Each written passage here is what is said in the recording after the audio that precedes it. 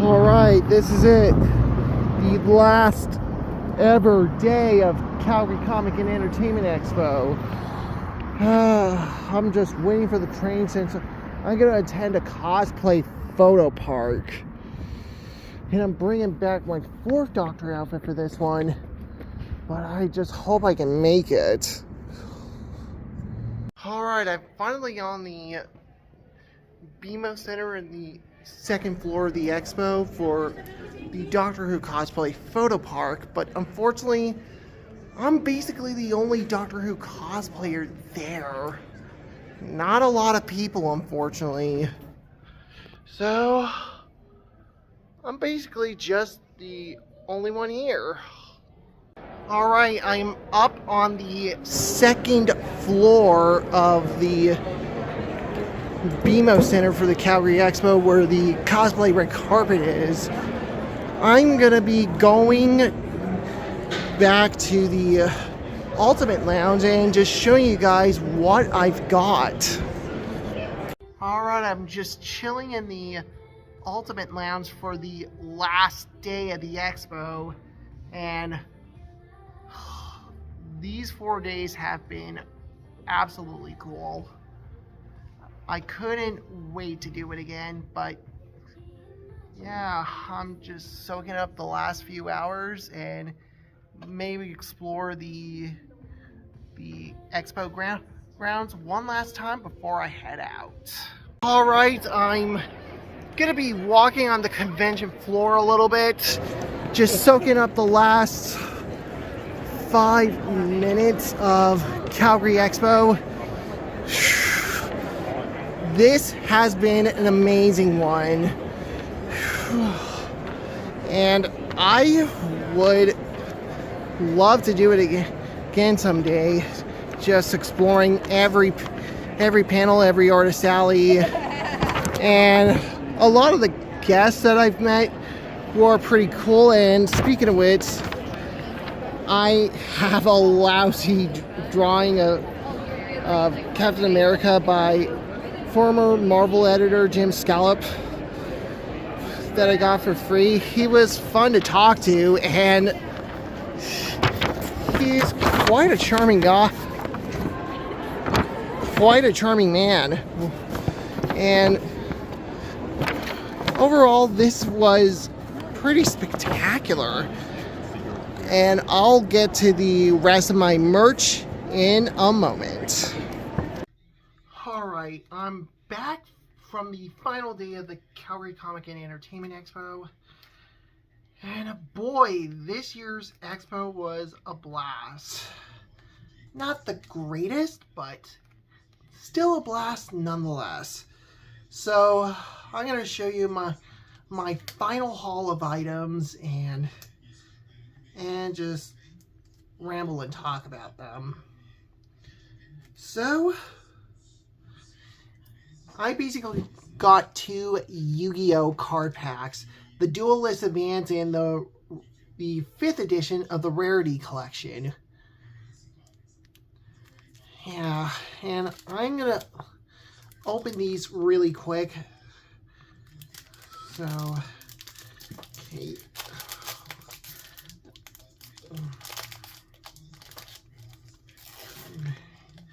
All right. Oh, damn. Okay. I didn't mean to rip the top like that, but yeah. So the cards that I got, the Reinforcement of the Army, which is a spell card, and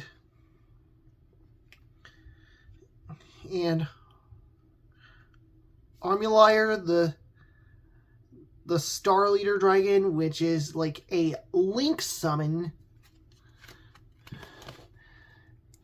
Both are pretty nice. And I got Drago Tail Ferminia, which is a level 5 dual monster.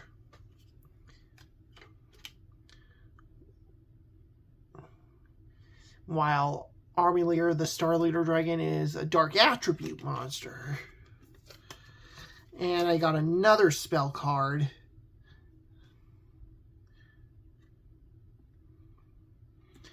Which is Primate Lordy Lord.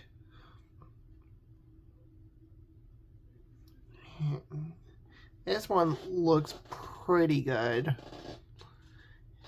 And the last one is the Diviner of Herald, which is a tuner monster.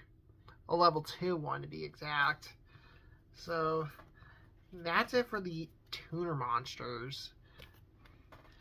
And for the Duelist Advance pack, I'm going to carefully open this without wrecking it.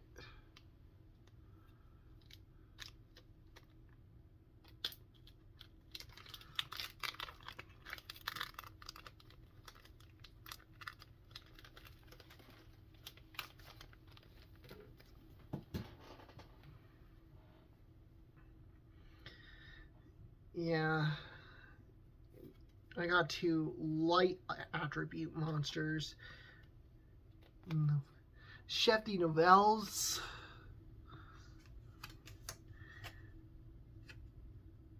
Ooh, man, I can't pronounce this particular monster's name, and if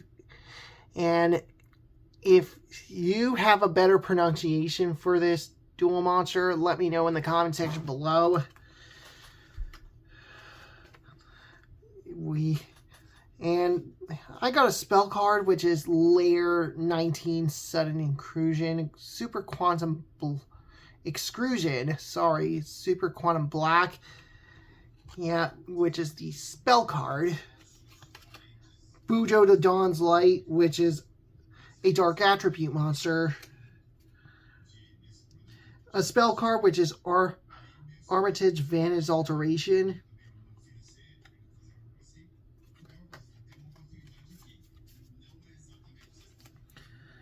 Yeah, a link summon card, which is Ashland U1000.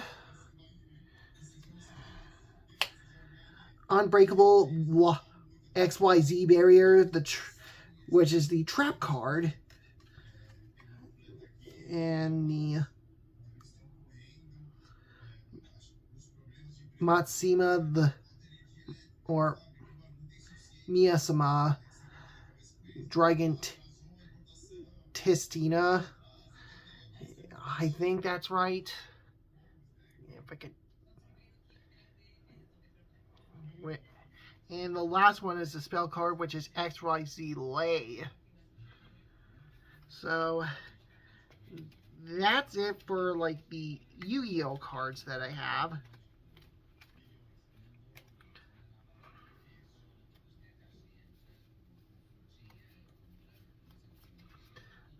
So,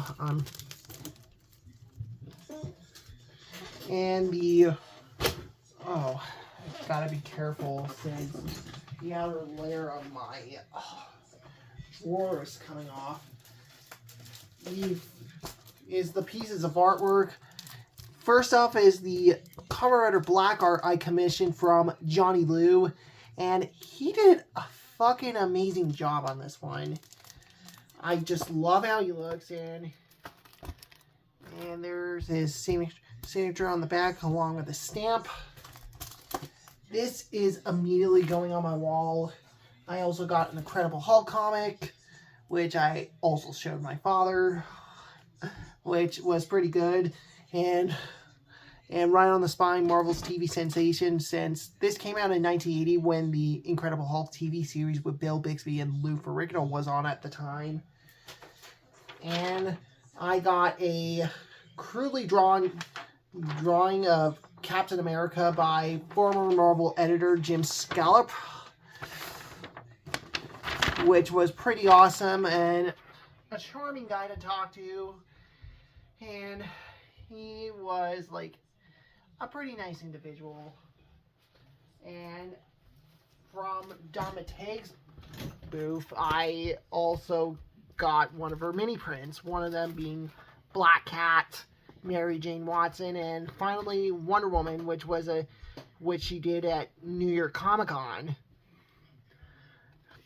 All three look pretty damn sick. And I just noticed she also did Black Cat at New York Comic Con in 2025 as well. Well, this one was from 2020. At the time of the pandemic. And also,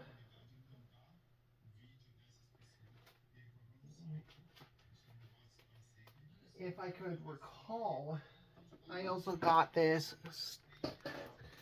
Starfire mini print. And I'm going to pause this for a quick sec, just so I can get the artist's name. Okay, I'm back, and the Starfire artwork was made by Colette Turner, and she did a pretty good job drawing Starfire, and I really like how the colors turned out, and the eyes make it pretty glowing, since she is from Tamarin, and it pretty much, and her hair was, for a lack of a better term, very fiery, and I kind of like that. So, that's that. And finally, for the last of the merch, I got Marvel Superheroes War of the Gems for the SNES, which I couldn't wait to play, and it's made by Capcom, who also did Marvel vs. Capcom. And even though it was $70, at least it's better than paying $100 for a game. But I honestly liked it, and the rest of Day 4 was pretty awesome. Same with the rest of the expo. I had a table selfie with Stephen Ogg, aka Trevor Phillips from Grand Theft Auto 5, and Stephen Ogg was a pretty awesome guy too. He liked my artwork of him back in when I did Day 3. And also, I saw Ned Luke, who played Michael in GTA 5, playing some Connect 4, which is pretty funny and super cool at the same time. I pretty much enjoy that moment. I also visited John Rice Davies' table. And speaking of which, while I was waiting to meet him, I also did a quick sketch of him.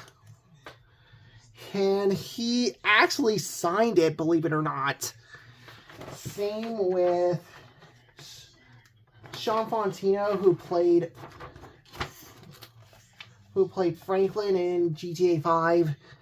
And I also saw his episode of the Dope as Usual podcast, which was super awesome. Sean Fontino was a pretty cool guy too.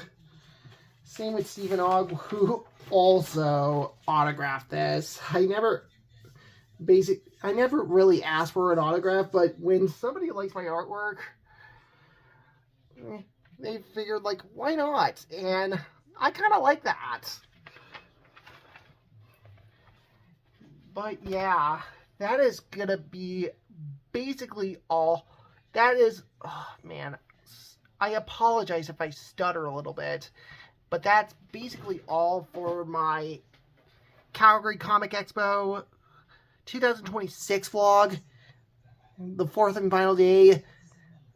And also forgot to mention before I end this video, I also dropped by Griffin Burns, who played Akira Fudo in Devilman Crybaby, and I basically ordered a video op from him, and which is going to be the pre-open intro to my YouTube channel. More on that later on in a future video. And Griffin Burns is also a pretty cool guy too. I liked talking to him. He's a pretty charming dude and a pretty good voice actor, and his performance as Akira Fudo in Devilman Crybaby was the one that introduced me to this actor. He was quite cool. I was a fan of his work, And I enjoyed a lot of his YouTube videos as well. And it was so fun meeting him. Same with Ian James Corlett at one point. And Brian Drummond later on in day 3. But yes, that is all. I hope you enjoyed it, and if you did, please give it a thumbs up. Like I said before, my social media links are in the description box below. And as always, be a badass and love life, and I'll see you in the next one. I hope you enjoyed. Bye-bye. Oh, and before I end this vlog, sorry if I didn't get a whole lot of footage for day 4, but I forgot to show you the Effin' Birds pins by Aaron Reynolds, everyone's favorite dumbass, and oh my god, what the fuck, those were pretty funny pins. And yes, I can't wait for next year though.